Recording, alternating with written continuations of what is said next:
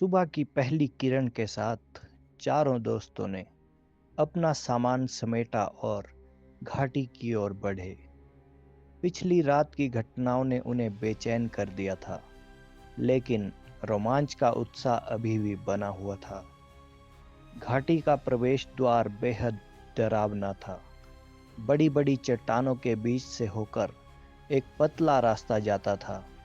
दोनों तरफ घने पेड़ थे, जिनकी शाखाएं आपस में इतनी घुल मिल गई थी कि दिन में भी अंधेरा सा महसूस हो रहा था। हवा में अजीब सी ठंडक थी। यहाँ की खामोशी अजीब है, सिया ने धीरे से कहा। बस घाटी के अंदर जाकर देखते हैं। हो सकता है यहाँ से आगे माहौल ठीक हो, आदित्य ने कहा।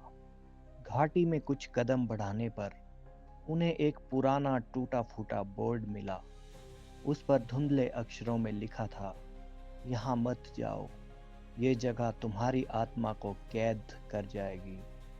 आर्यन हंसते हुए बोला, किसी ने डराने के लिए ये लिख दिया होगा, लेकिन ये बोर्ड किसने और क्यों लगाया होगा? माया ने सवाल किया। तुम सब डरने की आदत छोड़ दो, कुछ नहीं होगा, आगे बढ़ते हैं, आदित्य ने कहा। घाटी के अंदर का वातावरण बिल्कुल अलग था।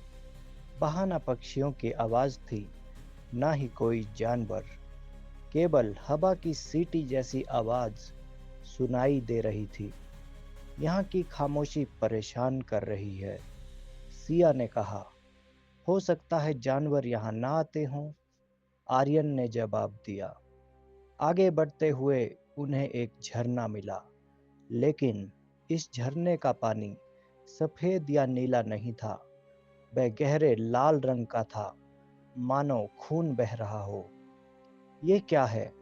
माया ने डरते हुए पूछा। शायद पानी में मिट्टी का रंग घुल गया होगा, आदित्य ने उसे जवाब दिया, लेकिन उसकी आवाज में भी विश्वास की कमी थी। घाटी के अंदर कुछ दूरी पर उन्हें एक गुफा दिखाई दी। ये गुफा काफी भयानक लग रही थी।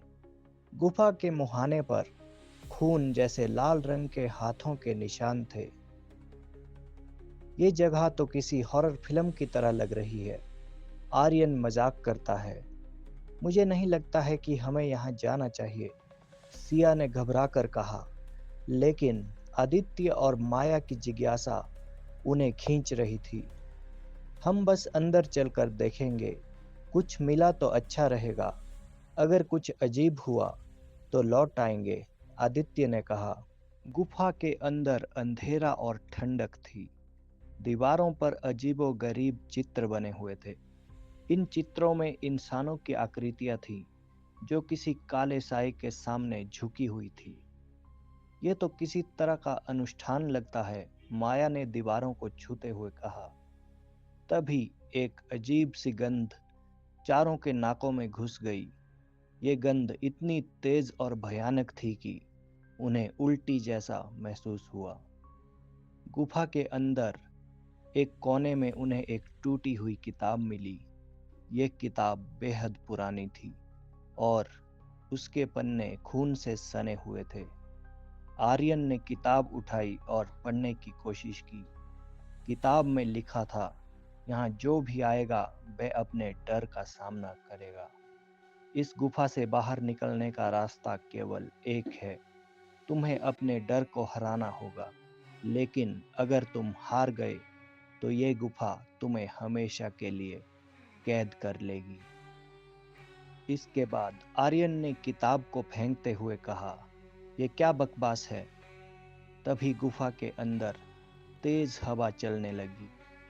यह हवा इतनी ठंडी थी कि चारों कांपने लगे।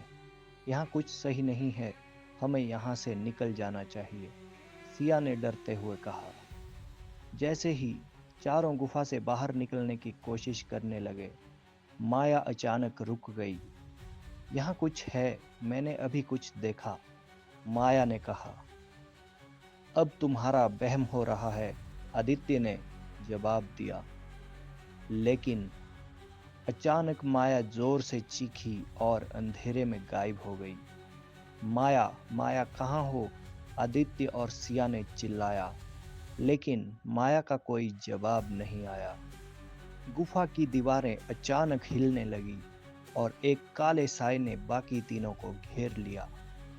तुम लोग इस जगह के नियमों को तोड़ चुके हो, वह साया गूंजती हुई आवाज में बोला। तुम्हें अपने डर का सामना करना होगा, वरना तुम सब यहीं मर जाओगे।